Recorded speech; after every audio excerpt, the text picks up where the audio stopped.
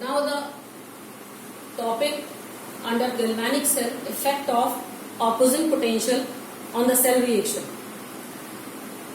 Here we have taken again here zinc copper cell, Daniell cell, zinc electrode, it is dipped in zinc sulfate solution, copper electrode in copper sulfate solution, and here circuit is completed by using voltmeter key.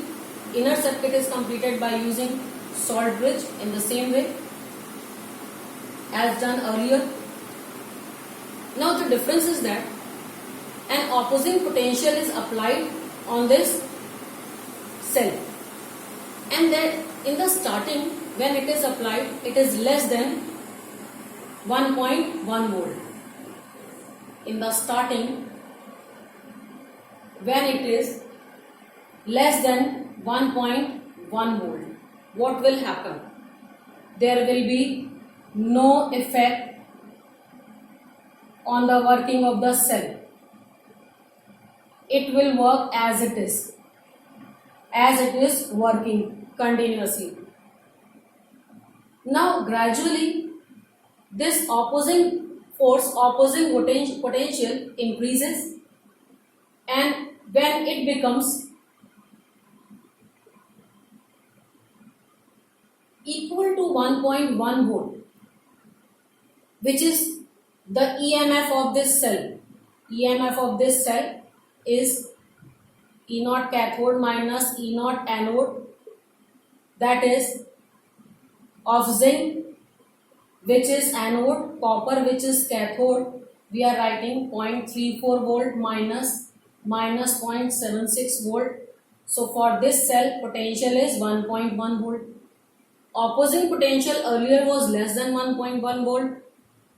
Gradually it is increased and it becomes 1.1 volt.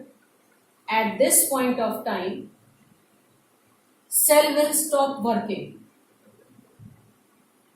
because opposing potential of same voltage is there now. Now if even it will increase, if it is increased and it becomes greater than 1.1 volt, then again cell will start working, but now in a different way. Now here we are passing the current and cell is working, means now this cell becomes electrolytic cell. It behaves like electrolytic cell because here now due to opposing voltage, opposing potential, external potential, now oxidation will start take place on copper, means copper ions they start getting oxidized.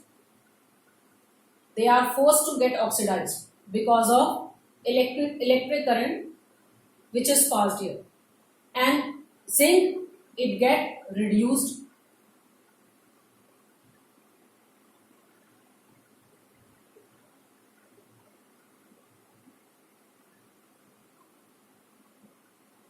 This way overall reaction takes place, that is copper plus zinc ions changing into copper solid plus copper ions plus zinc solid.